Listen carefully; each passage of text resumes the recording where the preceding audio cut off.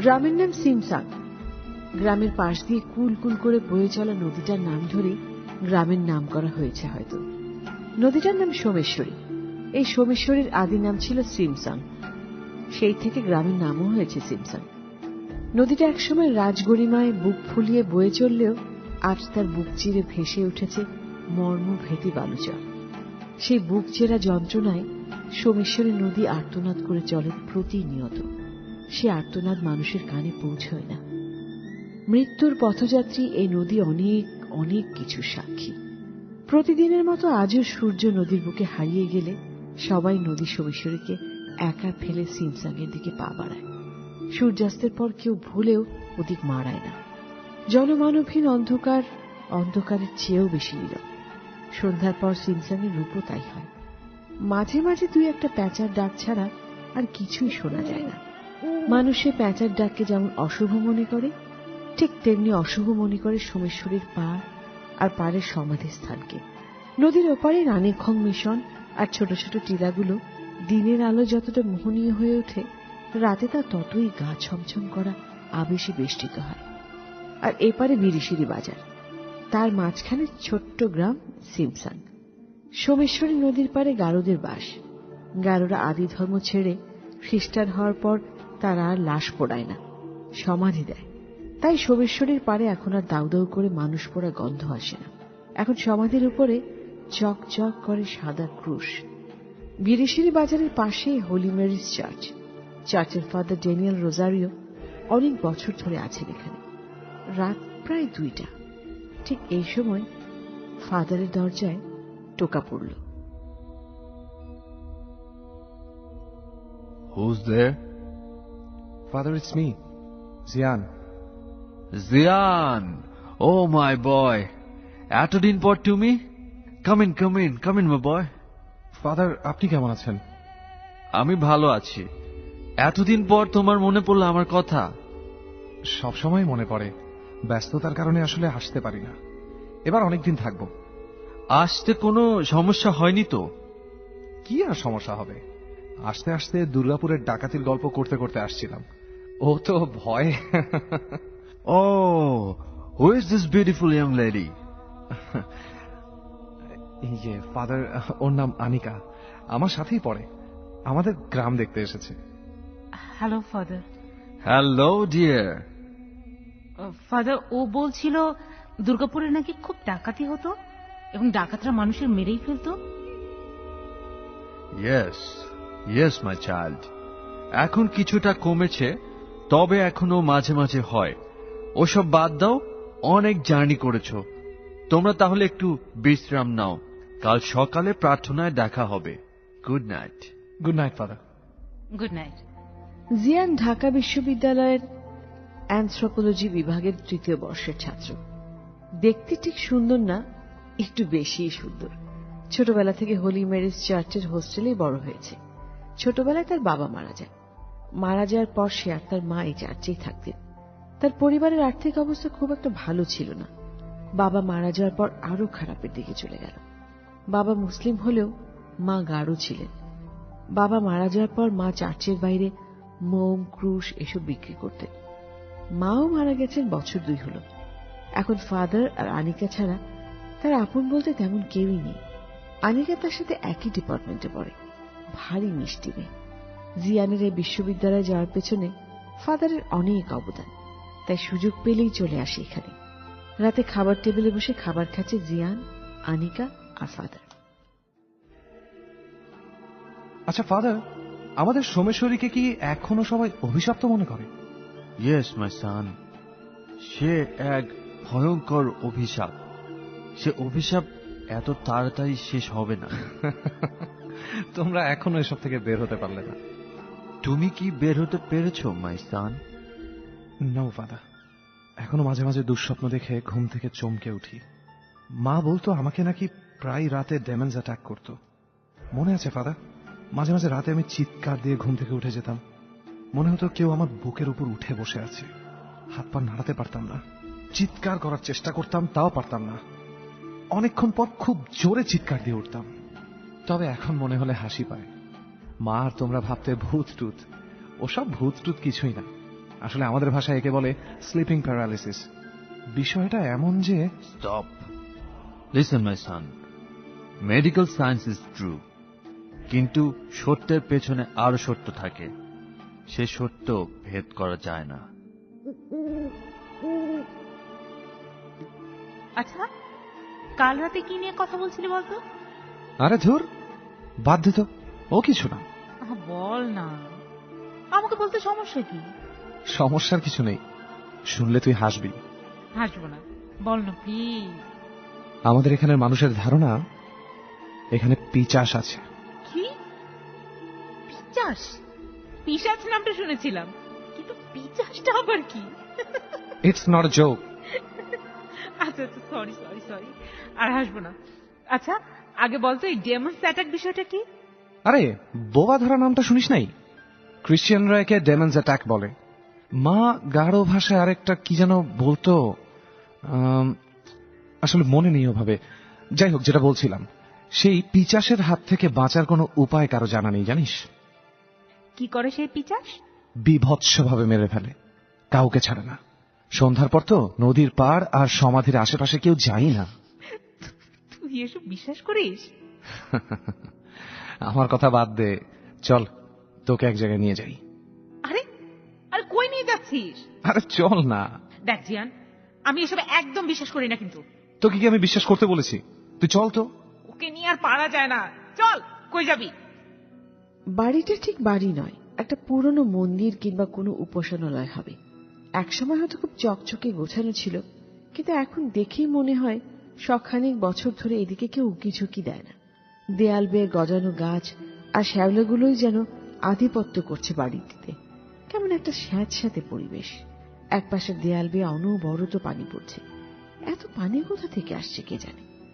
বাড়ির সামনে একটা ভাঙা মূর্তিও আছে। কিসের মূর্তি ঠিক বোঝা যাচ্ছে না, তবে কোনো একটা সুন্দর দেবীর মূর্তি হবে হয়তো। ঘরের ভেতর থেকে কেমন একটা বিড়বিড় করার আওয়াজ আসছে। কি রে, কোথায় নিয়ে এলি? এই সকালবেলাও মনে হচ্ছে সন্ধ্যা হয়ে গেছে। কেমন একটা অন্ধকার রে বাবা। আরে চল, তোকে একজনের সাথে দেখা করতে নিয়ে যাচ্ছি। কার সাথে? নাম বিন্নাই খামাল, বয়স প্রায় 100। উনি এখনো গারোদের আদি ধর্মই পালন করেন। তার ছেলেমেয়েরা তাকে খ্রিস্টান হওয়ার জন্য অনেক অনেক জোর করেছিল, তাই উনি সবাইকে ছেড়ে ছুড়ে এখানে একা একা এসে থাকছেন। সবাই বলে মাথায় নাকি সমস্যা আছে। কেন? ছেলেমেয়েরা তাকে জোর করে কেন? আর উনি বা খ্রিস্টান হলেন না কেন? আরে উনি নিজের ধর্ম ছাড়তে রাজি নয়। এই এলাকায় সবাই তো খ্রিস্টান হয়েছে টাকার লোভে। বিভিন্ন জায়গা থেকে খ্রিস্টান ধর্মযাজকরা এসে টাকার লোভ দেখিয়ে তাদের খ্রিস্টান বানিয়েছে। কিন্তু বিন্নাই কামাল কচ্ছপের মতো তার ধর্ম আঁকড়ে ধরে আছে।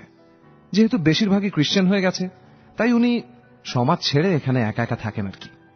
ও, আই সি। ওকে, চল চল, একবার তাকে দেখতে চাই। ঘর না বলে এটাকে কোনো অন্ধকার গুহা বললেই ভালো। ঘরে ঢুকতেই কেমন একটা বোটকা গন্ধ নাকে আসে। ঘরের এক কোণে বাদুড়ের বাসা। জিয়ানা রানিকা ঢুকতেই একটা বাদুড় কোত্থেকে সাঁই করে মাথার উপর দিয়ে উড়ে গেল।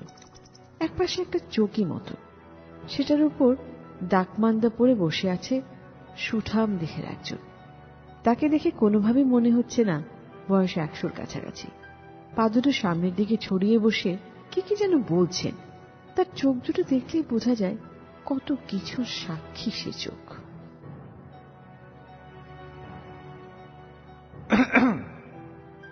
কেমন আছো?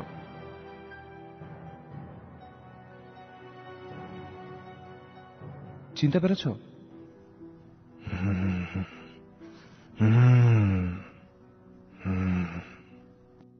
উনি মনে হয় স্বাভাবিক অবস্থায় নেই। চল আজ চলে যাই, আমরা আরেকদিন আসি। আরে দাঁড়া না, তোমার সাথে একটু কথা বলতে এলাম। অনেকদিন দেখা হয় না।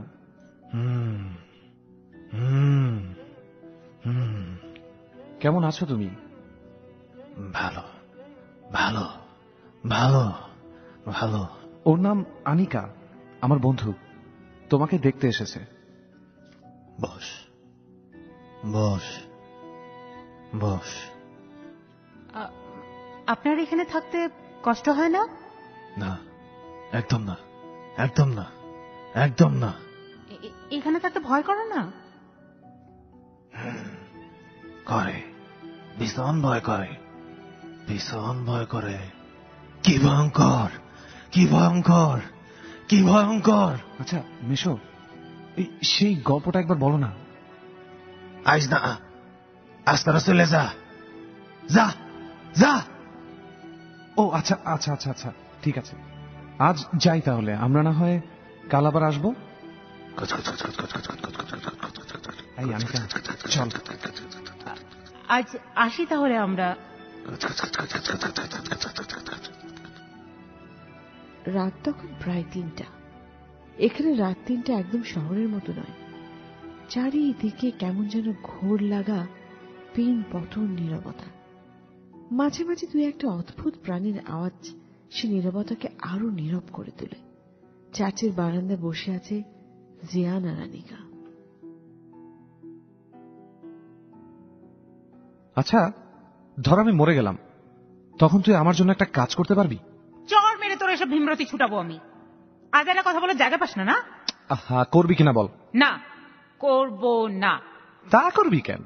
আমি তোর ঘেউ হলে তো করবি। কেন এসব কথা বলিস? আমাকে না জ্বালালে তোর ভালো লাগে না? না, তোকে না জ্বালালে জ্বালাবোটা কাকে? আচ্ছা ধর এখন ওই পিচাসটা আসলো এবং আমার উপর ভর করলো। আনিকা, তোর মাথা। আমি মোটেও এসব ভয় পাই না। তুই ভয়ে অজ্ঞান হয়ে যাবি, আর আমি তো তোর প্রপোজ করব। How sweet! পিচাসের সাথে প্রেম ভাবতেই ভালো লাগে।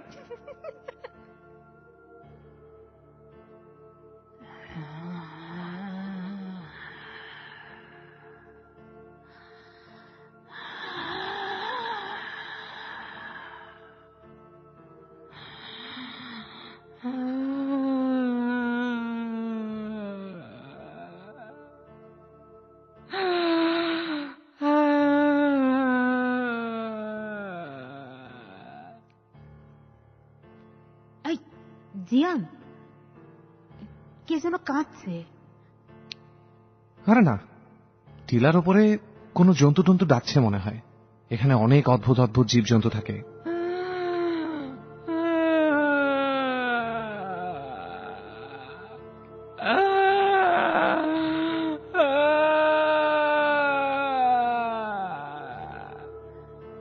না রে, সত্যি কেউ কাঁদছে। আচ্ছা তুই উপরে যা, আমি একটু দেখে আসি। আমিও যাব। এত রাতে তোর যাওয়ার কোনো দরকার নেই। প্লিজ নিয়ে চল না। রুমে যেতে বলেছি, যা। সবকিছু নিয়ে জেদ করবি না। জীবনেও কথা বলবো না তোর সাথে।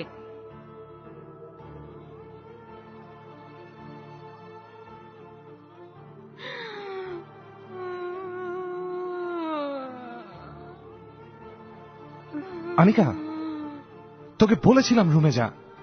আমার কোনো কথা তুই শুনতে চাস না। কিরে কাঁদছিস কেন? ওকে অলরাইট, আচ্ছা আমি সরি রে বাবা, আর বকা দিব না, কোনোদিনও না। মাই গুডনেস, এই যে দেখ কান ধরছি, সত্যি আর কোনোদিনও তোকে বকা দেব না। এখন তো চল প্লিজ।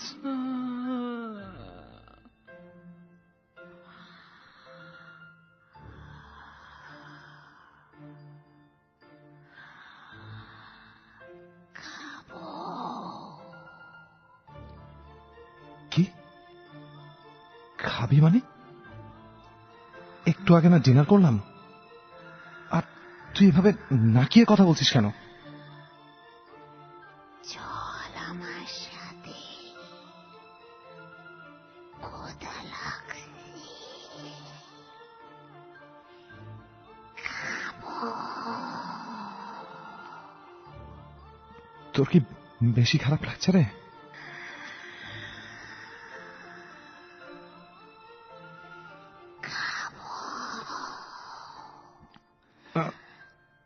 আচ্ছা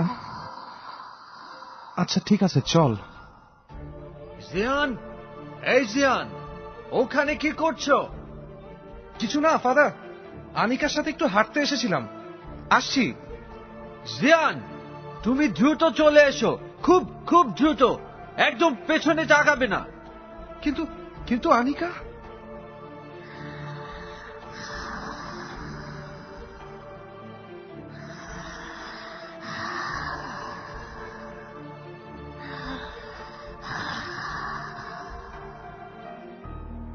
এমন সময় জিয়ান দেখে ফাদারের পাশেই আনিকা টর্চ লাইট নিয়ে দাঁড়িয়ে আছে। তার হাত পা ঠান্ডা হয়ে গেল, পা দুটো মনে হয় জমে গেছে। পেছন থেকে ঘন ঘন নিঃশ্বাসের শব্দ আসছে। সে আর কিছুতেই পেছনে ফিরে তাকালো না, দ্রুত পায়ে প্রায় দৌড়ে চলে এলো ফাদারের কাছে। কিরে, আসছে বলে এতক্ষণ কই ছিলি? আমি টেনশনে ফাদারকে ঘুম থেকে তুলে নিয়ে এলাম। তুই এমন ঘামছিস কেন? কিছু না, চল চল। এনিথিং রং মাই সন? নো ফাদার, আমি ঠিক আছি, চলুন। কাল রাতে তোর এত জ্বর এলো, আজ না বের হলো হতো না? ধুর, বাদ দে তো, এখন তো আর জ্বর নেই। ছোটবেলা থেকে আমার অনেকবারই হয়েছে, আমার অভ্যেস আছে। মানে? না কিছু না, চল। আমার গল্পটা অন্যদিন শুনলেও চলবে, আজ আর বের হওয়ার দরকার নেই। আরে না, চল। বিন্নাই খামালের মুখে ওই গল্পটা শুনতে আমার খুব ভালো লাগে। তোকে নিয়ে আমার কপালে যে কি দুঃখ আছে। সেই জন্যই তো তোরে এত ভালোবাসি রে।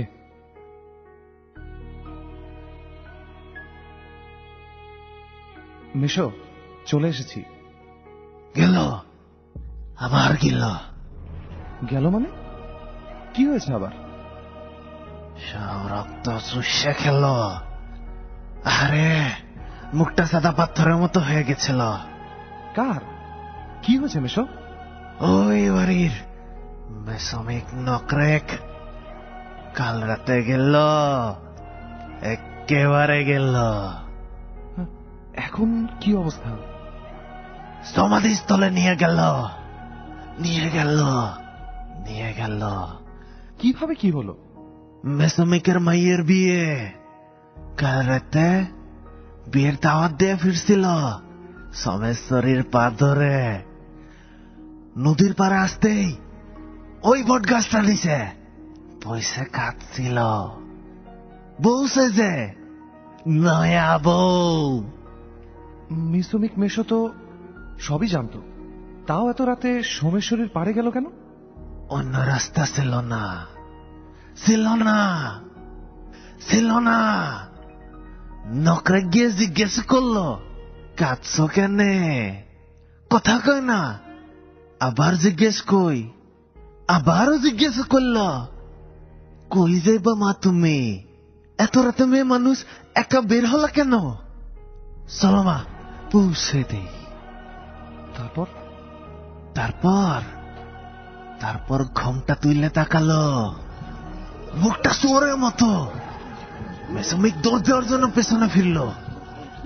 পেছন থেকে বলতে লাগলো, সাবধান, সাবধান, সাবধান।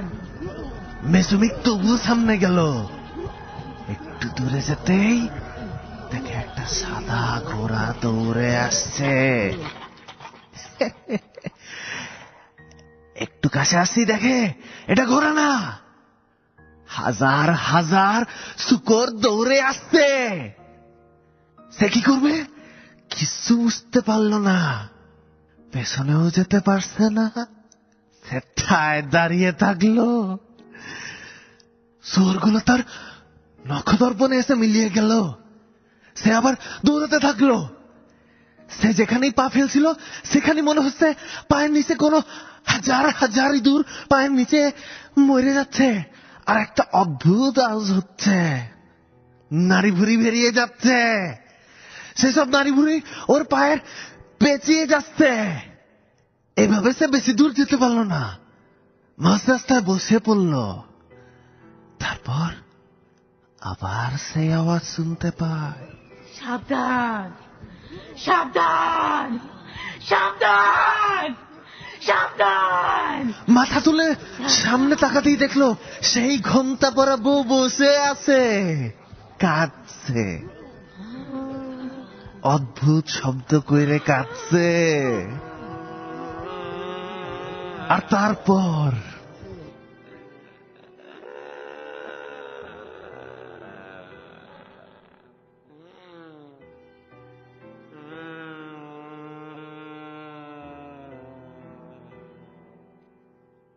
কিন্তু এসব আপনি জানলেন কেমন করে?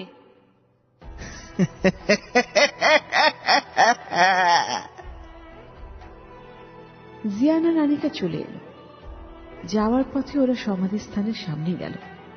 লাশটাকে সামনে রেখে ফাদার প্রার্থনা করছে। ওরা দুজন দূরে দাঁড়িয়ে দেখতে লাগলো। আনিকা লাশটাকে দেখে আঁতকে উঠল।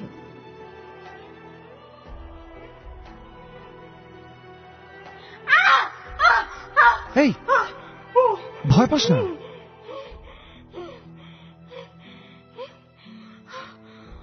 এত বিভৎসভাবে কেউ কাউকে মারতে পারে?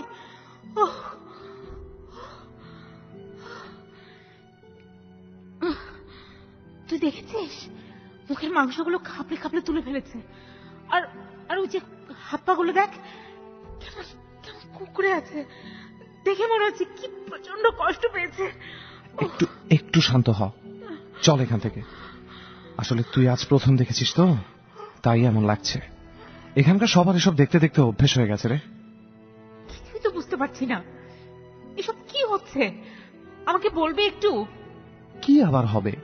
বহু বছর ধরে যা হয়ে আসছে তাই হচ্ছে। এসবের মানে কি? একটা মানুষ এভাবে মরে গেল, কেউ পুলিশকে খবর দিল না? পুলিশে খবর দিয়ে কি হবে? কেন? ইনভেস্টিগেট হবে। করবে না, করবে না। এসব দেখতে দেখতে পুলিশেরা অভ্যস্ত। প্রথম প্রথম দু একটা কেস নিয়ে ঘাটাঘাটি করেছিল ওরা, শেষ পর্যন্ত কিছুই পাওয়া যায়নি। এই এলাকার মানুষের মতো পুলিশেরা অভ্যস্ত হয়ে গেছে। কিন্তু বাদ দে তো, চল। ফাদার, মাঝে মাঝে আমার জিয়ানকে খুব অদ্ভুত লাগে। ও একটু অন্যরকম, এটা সবসময় ছিল। কিন্তু কেন ফাদার? ক্যাম্পাসে ও মাঝে মাঝে খুব অদ্ভুত আচরণ করে। মাঝে মাঝে রাতে আমাকে ফোন দিয়ে কান্নাকাটি করে, শুধু বলে ওর ভয় করছে। আমি জানি মাই চাইল্ড। কিন্তু কিসের ভয় ফাদার? ও কিসের ভয় পায় তো? সেদিনকার সেই রাতের ঘটনার পর থেকে ও ভীষণ ভয় পায়। আর মারিয়ার মৃত্যুর পর থেকে সে ভয়টা যেন ওর ভিতর একদম চেঁকে বসে আছে। কোন দিনের ফাদার? তখন জিয়ান অনেক ছোট। ওর মা আর ও একদিন রাতে সোমেশ্বরী পাড় ধরে আসছিল। ওরা কোনো এক আত্মীয়র বাড়িতে গিয়েছিল। ফেরার পথে নদীর ধারে হঠাৎ করে ওর ছোট্ট পা দুটো কিছুর সাথে আটকে পড়ে যায়। মা ওকে তুলতে গিয়ে দেখল একটা বস্তা, মুখটা খোলাই ছিল। ভেতরের টাকাতে ওর মা দেখল একটা টুকরো করা লাশ, জিহ্বাটা বেরিয়েছিল। লাশটার চোখ তখনও খোলা। একটু টাকাতেই সে লাশের চোখের মণিটা নড়ে উঠল। ওর মা আর কোনোই দিশা পেল না। ছেলেকে নিয়ে প্রাণপণে ছুটতে থাকল। জিয়ান শুধু পেছনে তাকিয়ে দেখল যে লাশটা দৌড়ে আসছে তাদের পেছনে। ও আর থাকাতে পারল না। ও মাই গড! এরপর? ওদের দেরি দেখে আমি একটু চিন্তিত হয়ে এগিয়ে গেলাম। দেখি ওরা দৌড়ে আসছে। আমাকে দেখে ওর মা আর কিছুই বলতে পারল না, অজ্ঞান হয়ে পড়ে গেল। জিয়ান কিছুই বলছে না। আমি ওকে একবার জিজ্ঞেস করেছি, ও শুধু ঠক ঠক করে কাঁপছে। এরপর ওর মা আর ওকে নিয়ে চার্চের ভেতরে গেলাম। হোলি ওয়াটার ছিটিয়ে দিলাম দুজনের গায়ে। ওর মা সুস্থ হয়ে গেল, কিন্তু জিয়ানের প্রচন্ড জ্বর এলো। অনেকদিন পর্যন্ত ও জ্বরে ভুগেছে। এরপর থেকে প্রায় সেই লাশটা ও রাতে দেখতে পায়, কখনো জানালা দিয়ে, কখনো খাটের নিচে। প্রচন্ড ভয় পায় ও। আজও সেই ভয় থেকে গেছে। আর মারিয়া, উনি কে? সেটা একদিন সময় করে বরং জিয়ানের মুখ থেকেই শুনে নিও। এত গুরুত্বপূর্ণ কি কথা হচ্ছে আমাকে ছাড়াই? কিছু না, আয়, তোর জন্য অপেক্ষা করছিলাম। ওকে ডিয়ার, তোমরা কথা বলো আর বাইরে যেও না। তাড়াতাড়ি শুয়ে পড়ো। Good night. Good night father. আমি আর তোকে কোনোদিন ভয় পেতে দেব না। কি হলো তোর? কিছু না। নাম নি, নাম মিগা। কি বলিস এসব? বলতে পারলে তোকে কাল ঘুরতে নিয়ে যাব। আমি তোমাকে ভালোবাসি, ঠিক বলেছি না? তুই গাঢ় ভাষা জানিস? না, কিন্তু তুই এটা ছাড়া আর কি বা বলবি বল?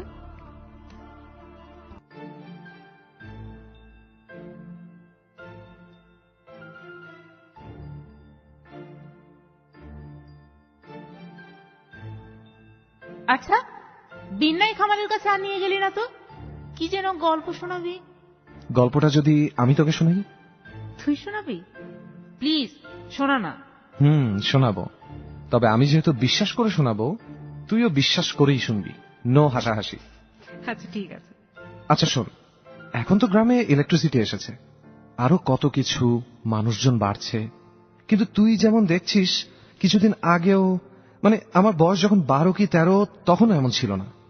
ইলেকট্রিসিটি ছিল না, একটা বাড়ি থেকে আরেকটা বাড়ির দূরত্ব অনেক ছিল, রাস্তাঘাটও এত ভালো ছিল না, গাড়ি ঘোড়া খুব একটা চলতেও না, হেঁটে হেঁটে স্কুলে যেতাম।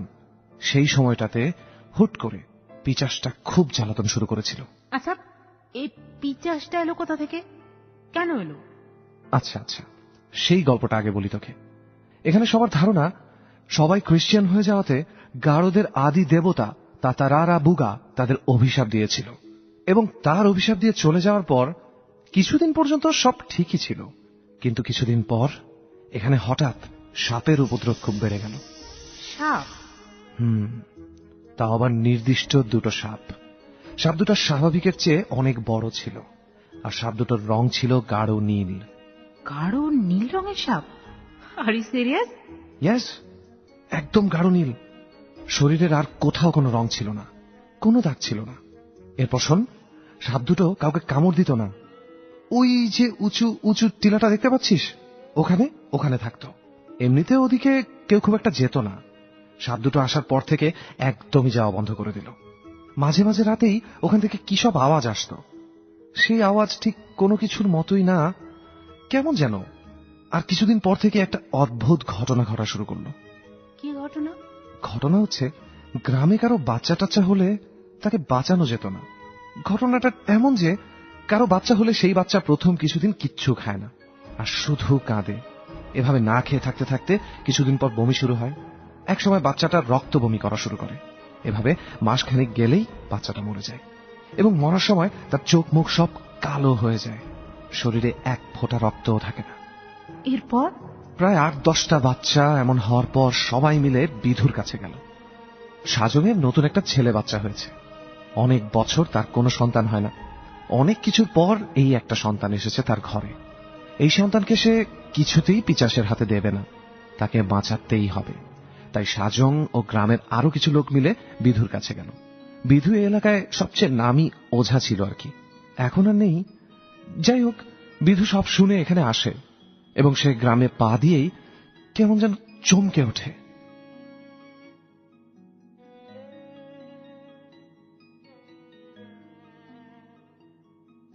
অভিশাপ, ঘোর অভিশাপ।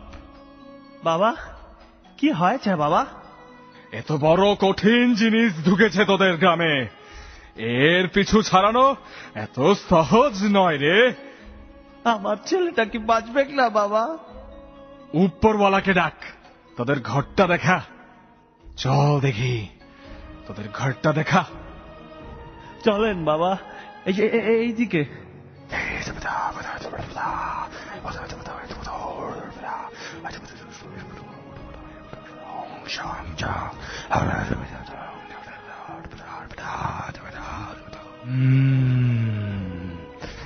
সাজং, জি বাবা। তোর ছেলেকে বলি দিতে হবে। কাঁদিস না রে বউ, কাঁদিস না, কাঁদে কি হবে বাবা? কোনো উপায় কি নেই বাবা? যদি তোর একটা সন্তানকে বলি দিস, তাহলে এই এলাকা এরপর থেকে যত শিশু সন্তান জন্মাবে তারা আর এইভাবে মরবে না। আর যদি বলি দিতে না চাস, তাহলে তোর সন্তানরে তো বাঁচাতে পারবি না, এই মরণ খেলা চলতেই থাকবে। বাবা, আমার ছানাটাকে তো এমনিতেই বাঁচাইতে পারবাক না, তার চেয়ে ওরে বলি দিলে যদি এই মরণের খেলা বন্ধ হয়, তাহলে আমি তাই করব বাবা। না না, আমি আমার ছেলে দিব না। কেমন বাবা গো তুই? ছেলের জন্য তোর মন পড়ে না গো? আমার ছেলেকে আমি বুকের মধ্যে নিয়ে বসে থাকবো, কেউ কেউ আমার কাছ থেকে নিতে হলে ছিঁড়ে খাইয়ে ফেলবো। আমি আমার ছেলে দিব না, দিব না রে, দিব না। বউ, ধৈর্য ধর বউ। আমার ছেলেকে তো এমনিই বাঁচাইতে পারবো না, তার চেয়ে যদি অন্য ঘরের ছেলে মেয়েগুলান বাঁচে। তুই নিজেকে শক্ত করেক বউ, নিজেকে শক্ত করেক। না, এই কাজ আমি কিছুতেই করবে না, করবে না। ওর উপরে নজর দিছে, ও এমনি কথা শুনবে না। ওরে বাইরে রাখ।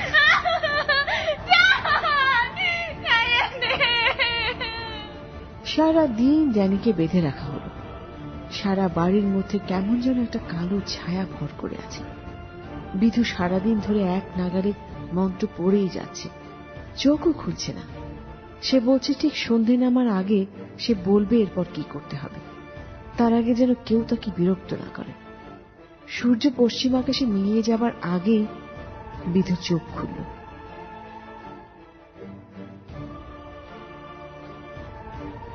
তোর বউ শান্ত হয়েছে? হ্যাঁ বাবা, হয়েছে। ওকে বোঝা, ওর সাহায্য ছাড়া এই কর্ম করা অসম্ভব। সময় খুব কম, এই কম সময়ের মধ্যে সব করতে হবে। ওরা আজই আসবে। বউ, বউ, তুই রাজি হয়ে যা। তুই কি চাস আমাদের বংশটাই নিপাত হয়ে যাক? মা হয়ে কেমনে নিজের সন্তানদের চোখের সামনে বলি দেই? তুই মার কষ্ট বুঝবি রে, বুঝবি। তাতারা রাবুগার অভিশাপে আমাদের এই দশা। তুই নিজেকে একটু শক্ত করবো, একটু শক্ত করবো, নিজেকে একটু শক্ত কর, একটু শক্ত কর। বস, কি করতে হবে? কিচ্ছুই না। তোর সন্তানকে শেষবার বুকে জড়িয়ে ধরে শান্তির ঘুম ঘুমাইবি। ওরে নিয়ে যা, ঈশ্বরের নাম নে, ঈশ্বরের নাম নে। চল চল। রাত প্রায় 2টা। চারিদিকে গুমোট অন্ধকার আর নীরবতা। টিলা থেকে অদ্ভুত সব আওয়াজ আসছে। ড্যানি ঘরে ছেলেকে বুকে জড়িয়ে ধরে শুয়ে আছে। কাঁদতে কাঁদতে কখন যেন ঘুমিয়ে গেছে। একটু দূরে আরেকটা ঘরে সাজং, বিধু, আরো এলাকার কিছু মানুষজন। সন্ধ্যার পরপর বিধু মন্ত্র পড়ে সারা বাড়িতে মন্ত্রমুক্ত জল ছিটিয়ে দিয়েছে। আশেপাশের বাড়ির মানুষদের বলে দেয়া হয়েছে কিছুতেই যেন তারা ঘর থেকে বের না হয়। এদিকে বিধু মন্ত্র জপ করেই যাচ্ছে। তার মন্ত্রে কেমন যেন গা ছমছম করছে। রাত 3টা বাজে। হঠাৎ বাইরে চাপা গুনগুনানির শব্দ এলো। সাজন জানলা দিয়ে উকি মারল। বিধু তখনও চোখ বন্ধ করে মন্ত্র পড়েই যাচ্ছে।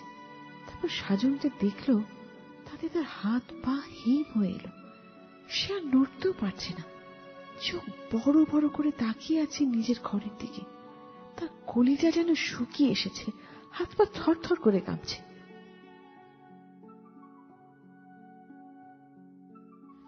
আহা, থামলি কেন? কি দেখলো বল না। ভয় পাবি না তো? না, পাবো না, বল। আচ্ছা। সাজন দেখল বিশাল সেই নীল রঙের সাপ দুটো উড়ে আসছে। এসেই ড্যানির ঘরের সামনে পড়ল। কিরে, ভয় পাচ্ছিস? আরে না, তুই কথার মাঝে থামিস না তো, বল এরপর। এরপর সাপ দুটো মানুষের রূপ নিল। একটা ছেলে আর আরেকটা মেয়ে। কালো রঙের জুব্বার মতন কাপড় দুজনেরই গায়ে, তবে কাপড়টা ছেঁড়া ফাটা। সেই ছেঁড়া অংশ দিয়ে তাদের শরীরের নীল অংশ দেখা যাচ্ছে। অন্ধকারে পুরোপুরি বোঝা না গেলেও তাদের শরীরের চামড়া যে মাছের মতন আইস আছে এতটুকু বোঝা যায়। হাত পাগুলো অনেকটা টিকটিকির মতো। শরীরের তুলনায় হাতগুলো খুব ছোট এবং চিকন। মাথায় অনেক লম্বা চুল মেয়েটার, আর ছেলেটার মাথায় কোনো চুল নেই। মুখটা সাপের মতোই, কিন্তু সারা মুখে গর্ত, সারা মুখ একদম নীল। শুধু চোখ দুটো সাদা, একেবারে ধবধবে সাদা। চোখে কোনো কালো মণিও নেই। কেমন একটা চাপা দুর্গন্ধ ভেসে আসছিল নাকে। অন্ধকারে এতটুকু পর্যন্ত বোঝা গেল। আরে কি হলো? চিৎকার করছিস কেন? আরে ধুর, ওটা একটা বেজি। তোকে আমি আগেই বলেছিলাম ভয় পাবি। আজ আর তোর গল্প শুনতে হবে না, বাদ দে। আরে না, ভয় পাচ্ছি না। বেজিটা হঠাৎ করে পায়ের কাছে এসে গেল তো ভয় পেয়ে গেছিলাম। আচ্ছা বল। Are you sure? হ্যাঁ বল। আচ্ছা, কি যেন বলছিলাম আমি? ওই যে ধবধবে চোখ। ও হ্যাঁ, তারপর শোন।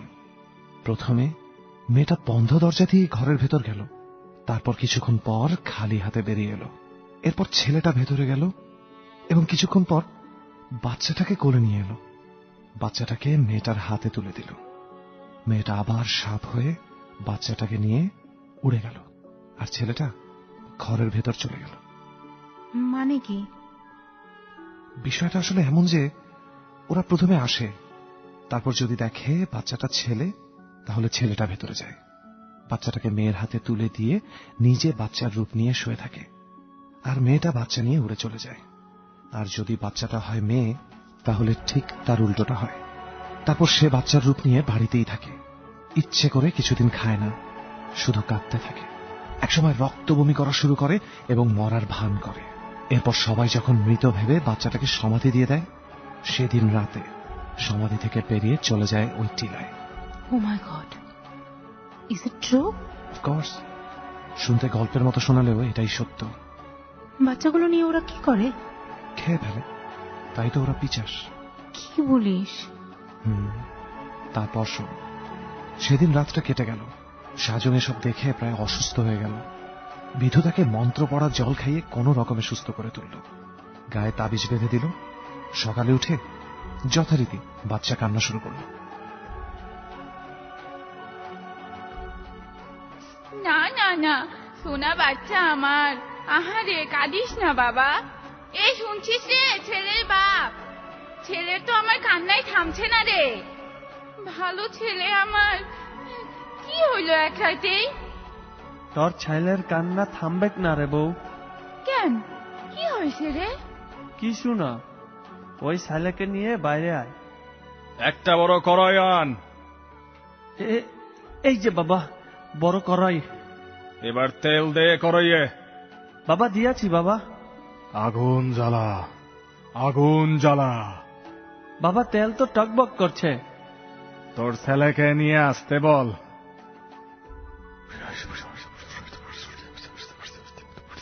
কই রে বউ, ছেলেকে নিয়ে আয়।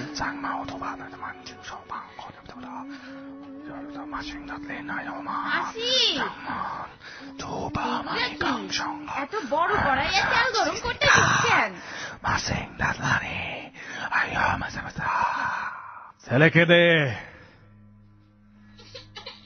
কেন, আমার ছেলেরে দিব কেন? সাজং, ওর কল থেকে ছেলেরে নে। না না, দয়া কর বাবা, দয়া কর। আয় দিদু, কি করলি দিদু? দয়া কর, দয়া কর দিদু, আমার কোলটাকে আমার খালি করে দেস না। দয়া কর রে, দয়া কর।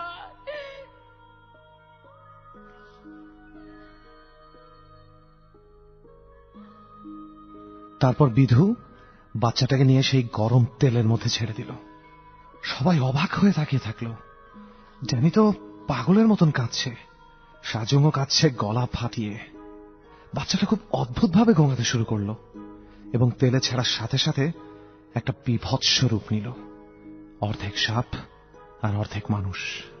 এই অবস্থায় কিছুক্ষণ গোঙাতে গোঙাতে পুরো একেবারে কালো হয়ে গেল। ছি, এত বিভৎস ঘটনাও কি ঘটে? ঘটে রে, ঘটে। তারপর কি হলো? তারপর সবাই মিলে সেই কড়াইটা সহ ওই সোমেশ্বরী নদীর মাঝখানে একটা চর আছে, সেখানে পুঁতে রেখে আসে। আর যেখানেই সেই তেলের ছিটা পড়ল সেখানেই শুয়োর বলি দিয়ে রক্ত দিয়ে সেই জায়গা ধুয়ে দেয়া হলো। এ সবই হলো বিধুর নির্দেশে। আর ওই যে আরেকটা সাপ, ওই যে যেটা রয়ে গেল। হ্যাঁ, ওইটার কথাই তো তোকে বলছিলাম। সেই ঘটনার অনেক দিন পার হয়ে যায়, গ্রামে আর শিশু সন্তান মরত না। একসময় সবাই ভুলেই গেল। আমার বাবা মারা যাওয়ার পর আমি আর মা চার্চে চলে এলাম। চার্চের স্কুলও ছিল, কিন্তু আরেকটু দূরেও আরেকটা স্কুল ছিল, ওটা বেশি ভালো। মা আমাকে ওখানে ভর্তি করলেন। হেঁটে হেঁটে স্কুলে যেতাম। কি ব্যাপার, রাত ভোর হয়ে এলো, তোমরা দুজন এখনো ওখানে বসে কি করছো? না না ফাদার, কিছু না, এমনিতেই গল্প করছিলাম। যাও গিয়ে শুয়ে পড়ো, কিছুক্ষণ পর প্রার্থনা শুরু হবে, একটু ঘুমিয়ে নাও। ইয়েস ফাদার, যাচ্ছি। চল আজ উঠি। কিন্তু তোর গল্পটাই তো শোনা হলো না। আরে আমি কি মরে যাচ্ছি? আরেকদিন শোনাবো। তুই আবার এসব কথা বলা শুরু করলি, আমি আজই গাড়ি ধরে চলে যাব। আচ্ছা আচ্ছা বাবা, আই এম সরি, আর বলবো না, চল। আজ ওয়ান গাল্লা, সবাই যেন ভুলেই গেছে তারা খ্রিস্টান। সবাই আদি উৎসবে আদি আনন্দে মেতে উঠেছে। গাঢ় ছেলেমেয়েরা দাকমান্ডা পরে চু খাচ্ছে আর কি সুন্দর নেচে চলেছে। সারা দিন পানি উৎসব হয়েছে, রাতে নাচ গানের আয়োজনও করা হয়েছে। দামা আর খ্রামের আওয়াজে চারিদিক কেঁপে উঠছে। সবাই আনন্দে মেতে উঠেছে। শুকর বলি দেয়া হচ্ছে একটার পর একটা। জিয়ান সবকিছুর সাথে মিশে গেলেও আনিকার সবকিছু অদ্ভুত লাগছে। তবে সেও আজ দাকমান্ডা পড়েছে, সবার সাথে গলা মিলিয়ে গান গাইছে আর তালে তালে নাচছে। আজ তোকে খুব সুন্দর লাগছে রে। ও আচ্ছা, অন্যদিন সুন্দর লাগে না? লাগে, সবসময় তোকে সুন্দর লাগে, আজ একটু বেশি লাগছে। থাক, হয়েছে। এসব বলার জন্য তুই এখানে নিয়ে এলি? চল, ওদের সবাই মজা করছে আর আমরা এখানে একা একা বসে আছি। চল ওদের কাছে যাই। কেন, আমার সাথে বসে থাকতে তোর ভালো লাগছে না? আমি কি তাই বলেছি? তাহলে বসে থাক। এমনিতেও তো আজকাল তোর সাথে কথা বলার সুযোগই পাই না। এখানে এসে আমার কথা একেবারেই ভুলে গেছিস। আচ্ছা তুই একটু বস, আমি আসছি।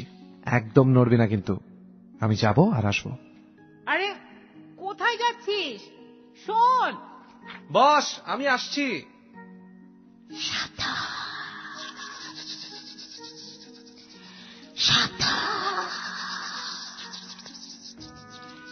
কে কে ওখানে?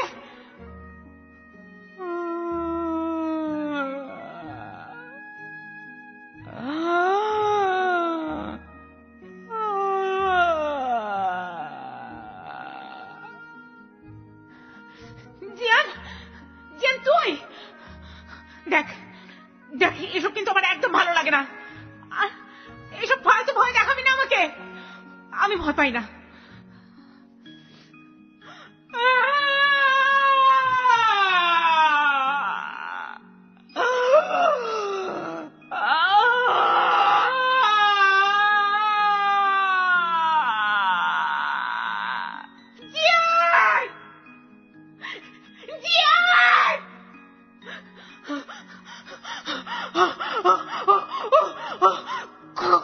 কোথায় গিয়েছিলে তুই? কোথায় গিয়েছিলে? তোকে না বললাম যে নড়বি না, তুই আবার এখানে এলি কেন? কি কি ওইখানে কি? আরে কি হয়েছে বলবি তো? একটা মানুষ, না না না না, মানুষ না, মানুষ না, মানুষ না, সাপ, সাপ, গলা কাটা, গলা কাটা। আমি কিছু জানি না, আমি কিছু জানি না। মানুষ, সাপ, গলা কাটা, কি বলছিস এসব? আর তোর দাকমান্ডার রক্তের দাগ এলো কি করে? Anika, Anika, Anika, Anika.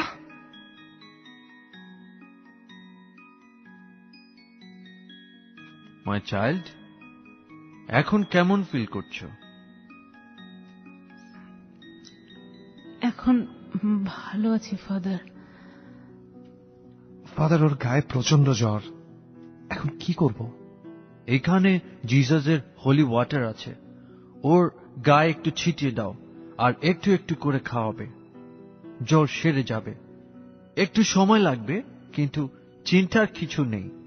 But listen my child, তোমরা এখানে বেড়াতে এসেছো খুব ভালো, কিন্তু আজ সন্ধ্যার পর তোমরা বাইরে যেতে পারবে না। তোমরা যে কয়দিন আছো তোমাদের দায়িত্ব অবশ্যই আমার, তাই আমার কথা তোমাদের শুনতে হবে। তোমরা এই যুগের ছেলে মেয়ে, অনেক কিছুই তোমরা মানবে না এবং বেশি কিউরিসিটি দেখাবে, কিন্তু সেসবের জন্য আমি আমার চোখের সামনে তোমাদের কোনো ক্ষতি হতে দিতে পারি না।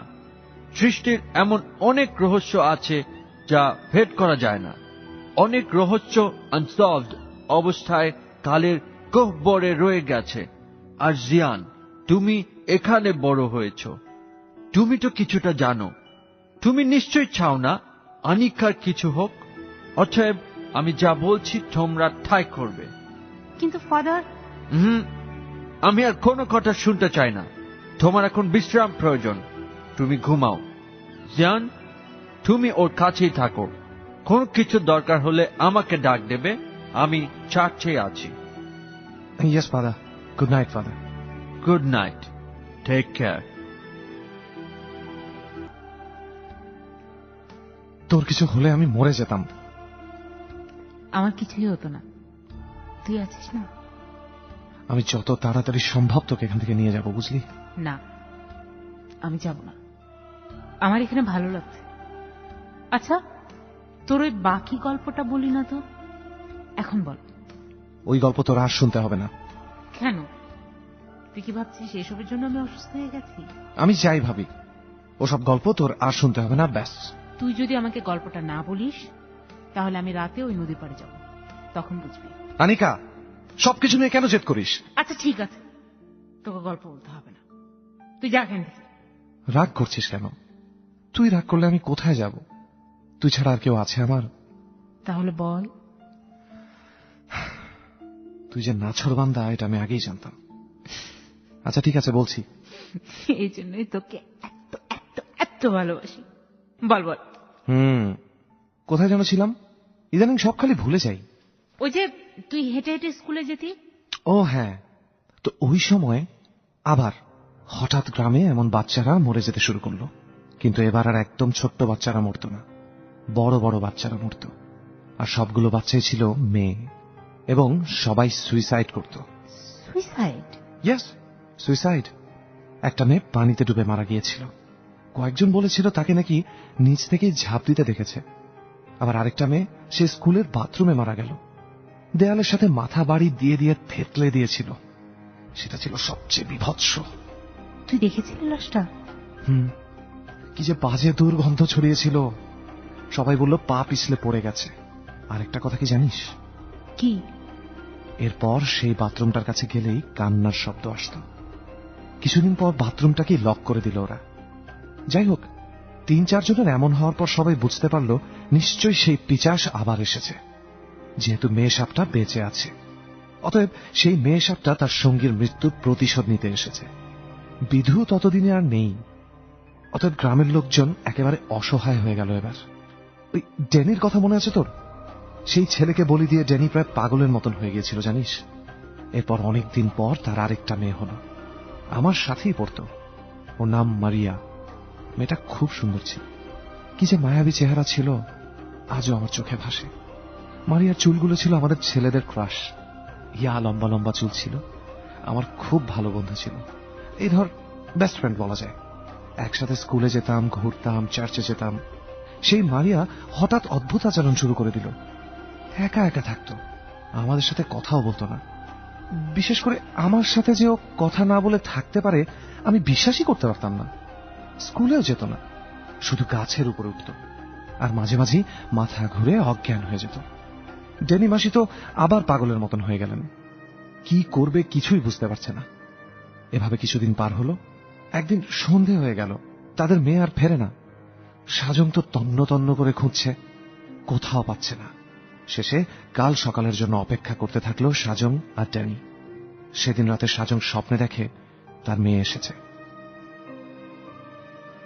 বাবা, ও বাবা, বাবা তুমি কোথায় বাবা? আমার ভীষণ কষ্ট হচ্ছে বাবা, আমার খুব ভয় করছে বাবা। ওই যে ওই যে আমাদের চুম ক্ষেতের ধারে যে শাল গাছটা আছে, সেখানে আমি আছি বাবা। তুমি এসো বাবা, আমাকে নিয়ে যাও। এসো বাবা, এসো বাবা, ও বাবা। মারিয়া! কি রে, কি হলো তোর? খারাপ স্বপ্ন দেখলি নাকি? হায় জিজু, কি হলো তোর? আমার মারিয়া আসছিল। ওই যে শাল গাছ, ওই যে শাল গাছে আমার মারিয়া। বউ, ও বউ তুই চল, বউ চল, আমার মারিয়ার কষ্ট হইতেছে। চল বউ চল। চল চল চল।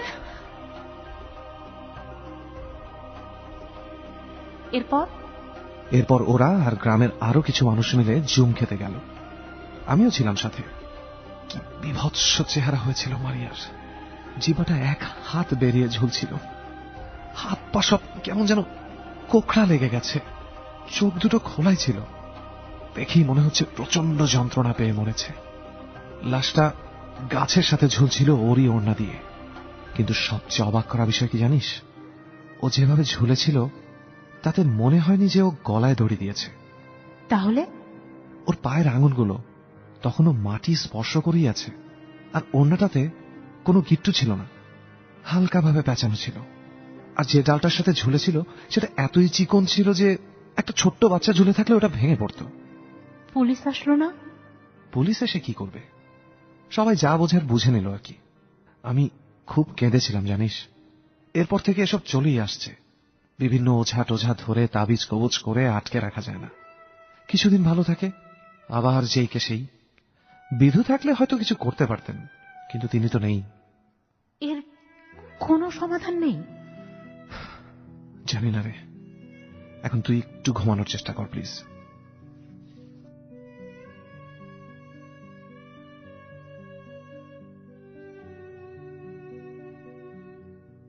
ফাদার, এখানে যা হচ্ছে তাকে চলতেই থাকবে?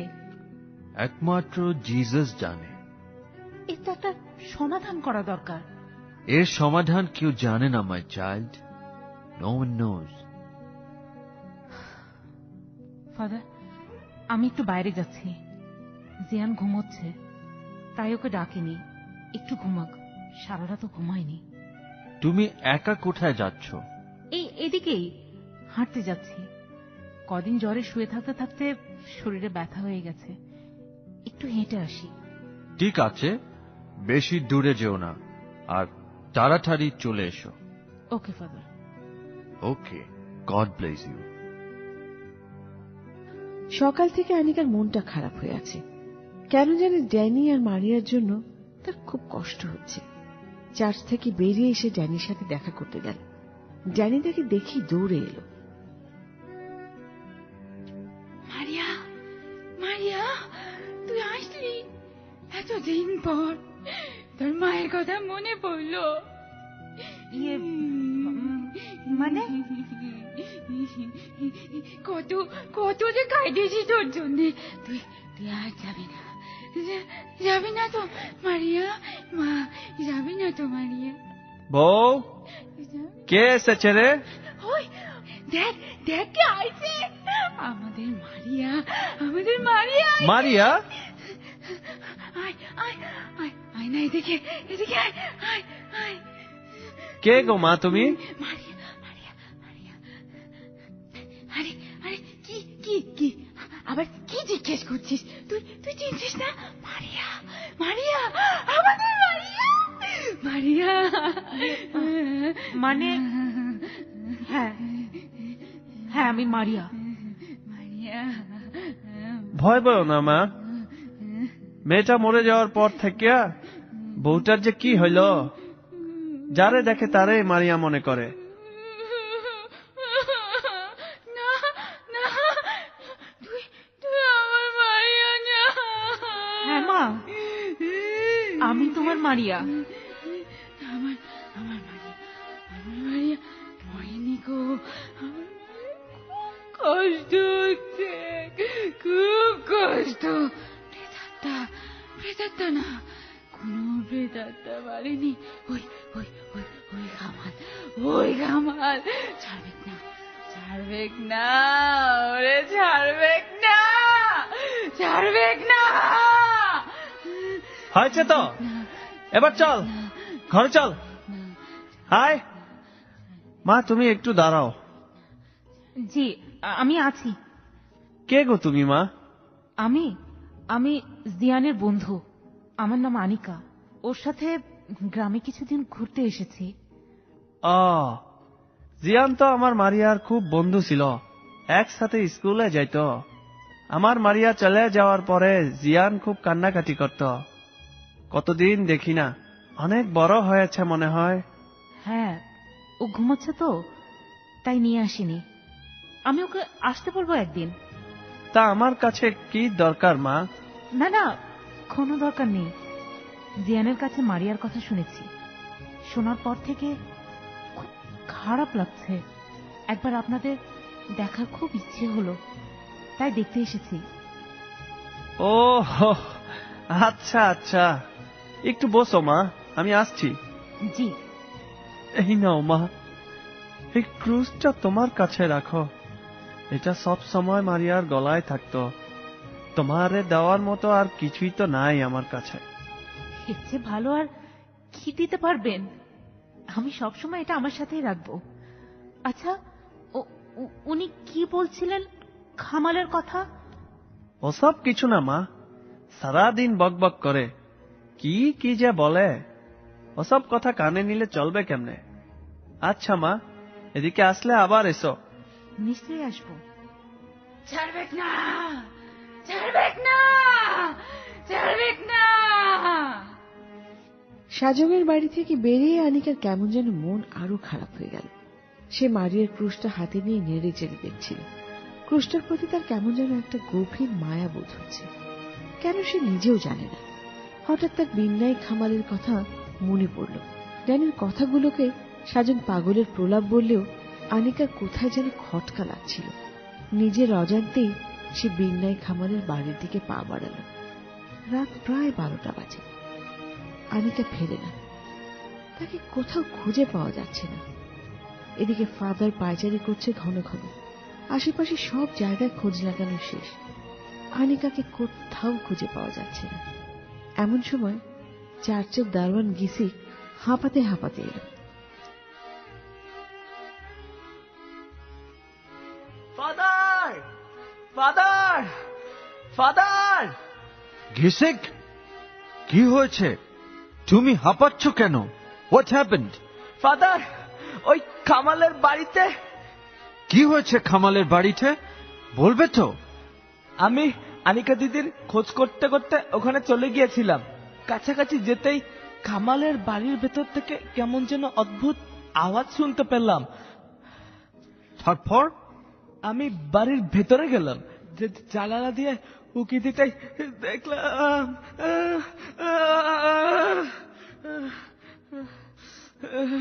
শান্ত হও গিসিক।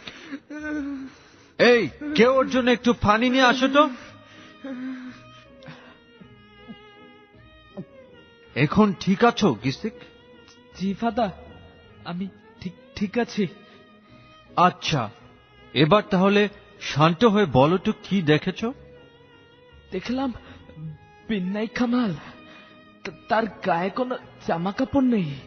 সে চকের উপর বসে বসে কি সব মন্ত্র পড়ছে, আর চকের নিচে একটা কেমন যেন অদ্ভুত শুয়োর, না না না শুয়োর না, একটা মেয়ে মানুষ, না তাও না, অর্ধেক শুয়োর অর্ধেক মেয়ে মানুষ উপর হয়ে বসে আছে। ও মাই গড! আচ্ছা, ওখানে কি আনিকাকে দেখেছিলে? নো ফাদার, ওখানে শুধু বিন্যাই খামাল ছাড়া আর কেউ ছিল না।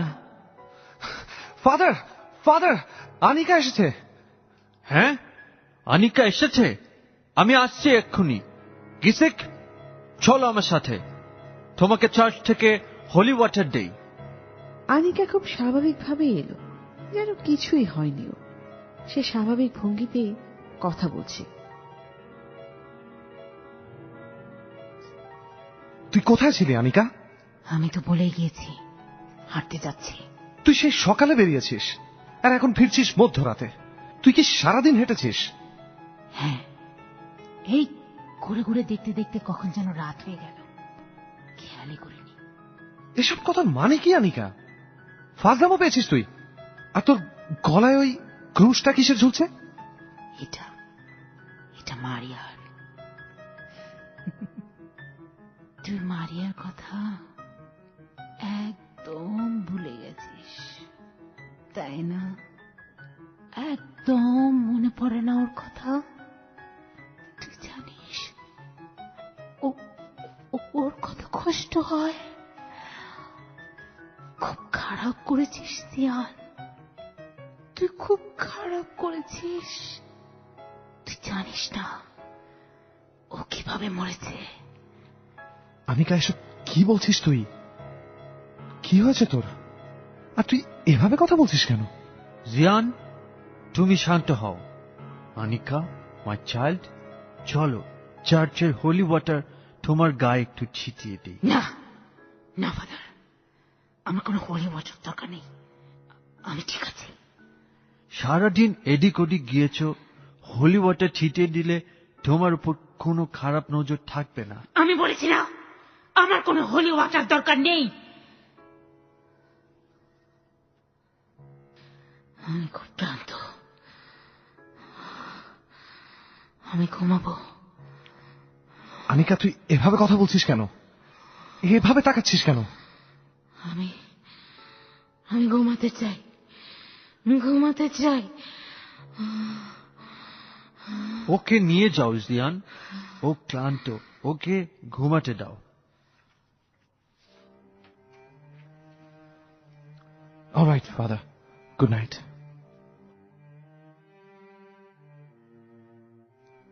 ফাদার, আনিকার আচরণ কেমন যেন বদলে গেছে ফাদার। ও আর আগের মতন হাসে না, কথাও বলে না, সারাক্ষণ একা একা থাকে। আমার সাথে কিভাবে যেন কথা বলছে। ও কখনোই আমার সাথে এভাবে কথা বলে না। ওর কি হলো ফাদার? ওর কি হলো? শান্ত হও মাই সন, তোমাকে একটু শান্ত হতে হবে। তুমি অস্থির হয়ে গেলে কিভাবে হবে? কিভাবে শান্ত থাকবো ফাদার? হাও? ওর এসব অদ্ভুত আচরণ আমি কখনো দেখিনি। লিসেন মাই সন, যা হওয়ার তা হয়েছে। এসব নিয়ে এখন আর ভেবো না, বরং সমাধান খুঁজতে হবে। আমি একটু প্রার্থনায় যাচ্ছি, ওখান থেকে এসে আমি আনিকার সাথে কথা বলতে যাব। তার মানে কি ফাদার? জিজাসের উপর ভরসা রাখো মাই সন, আর তুমি নিজেও একটু সাবধানে থেকো। একটা কথা মনে রেখো my son, she is getting dangerous for you day by day. Father, Anika ছাড়া আমার আর কেউ নেই ফাদার। ওকে ছাড়া আমি বাঁচবো না father. I can't live without her. God will save her my সন।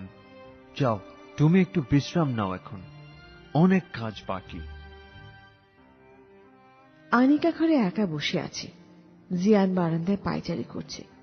যে মেয়েটা কালকেও তার সবচেয়ে বেশি কাছে ছিল, আজ তাকে সবচাইতে অপরিচিত মনে হচ্ছে। তার কাছে যেতে কেমন যেন বুকটা কাঁপছে। জিয়ান কিছুতেই এটা মেনে নিতে পারছে না।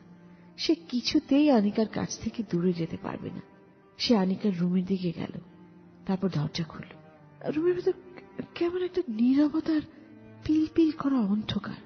সবচেয়ে অবাক করা বিষয় হলো রুমের ভেতরটা প্রচুর ঠান্ডা, একদম শীতল। আনিকা জানালা ধরে দাঁড়িয়ে আছে। অন্ধকারে তার শুধু অবয়বটা দেখা যাচ্ছে, কিন্তু তাকে স্পষ্ট দেখা যাচ্ছে না।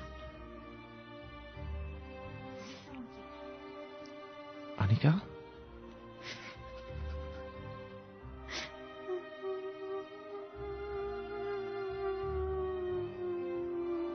তোর চুলগুলো এত বড় আনিকা, আমি তো খেয়ালই করিনি।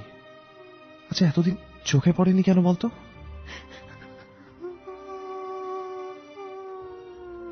আনিকা, কি হয়েছে তোর? তোর কি খুব কষ্ট হচ্ছে?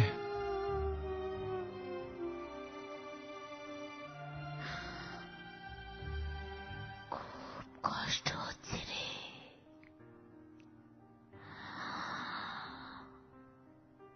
ভীষণ কষ্ট।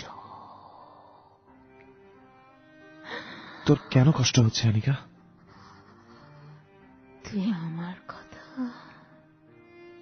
ভুলে গেছিস রে? আমি তোর কথা কখনো ভুলতে পারি? ভুলে গেছিস?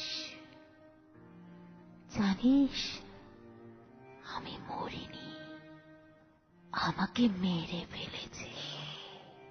এসব কি বলছিস তুই আনিকা? কামাল, ওই জানোয়ারের বাচ্চা। আমার খুব কষ্ট হয়েছে রে মারিয়া।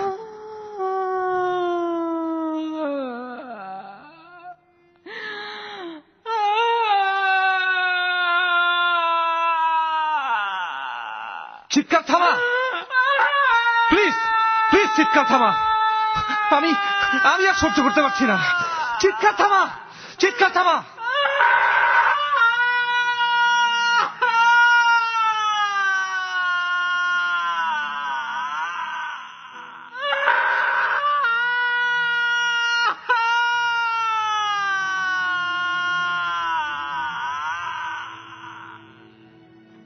জিয়ান, জিয়ান, জিয়ান, চোখ খোলো মাই বয়, চোখ খোলো।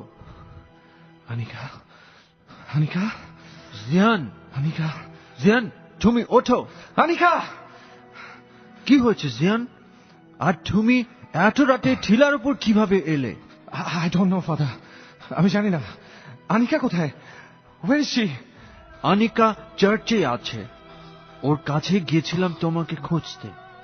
ও বলল তুমি নাকি ঠিলার দিকে হাঁটতে এসেছো। তোমাকে খুঁজতে এসে দেখি তুমি পড়ে আছো। Father, আনিকা চার্চে একা?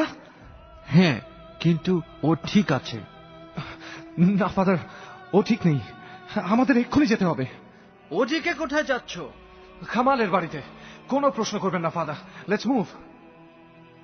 বিন্নাই খামালের ঘরের দরজা দিয়ে গল গল করে রক্ত বেয়ে আসছে। ঘরের ভেতর থেকে গা ছমছম করা হাসির শব্দ আসছে। জিয়ান আর ফাদার ঘরের ভেতরে গেল। বিন্নাই খামাল মেঝেতে পড়ে আছে, হাত পা সব টুকরো টুকরো। পাশেই পা ছড়িয়ে পেছন দিকে ফিরে বসে আছে আনিকা। হাতের রামদা থেকে এখনো টপ টপ করে রক্ত ঝরছে।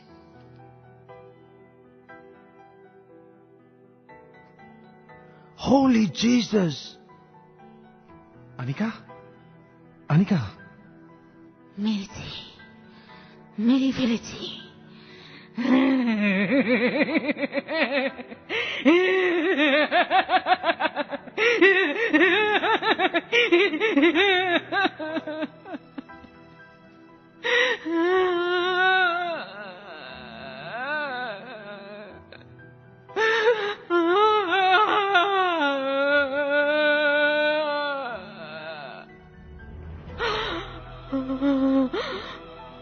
আমার খুব কষ্ট হয়েছিল রে।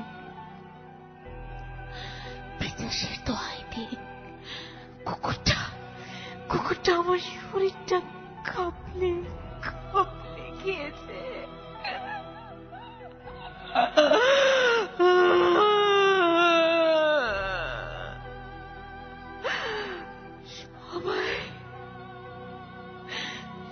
সবাই ভাবলো পিচাস না রে, ও পিচাসের চেয়েও ভয়ঙ্কর। পরের খুনগুলো কোনো পিচাস করেনি।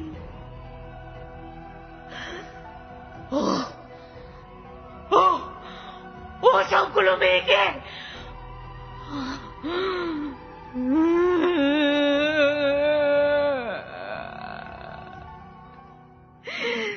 মেরে ফেলেছি।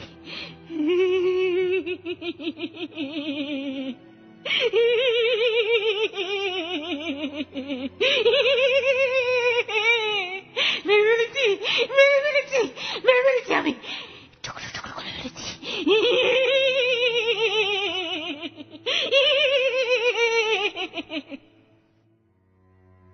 আনিকা অজ্ঞান হয়ে গেল।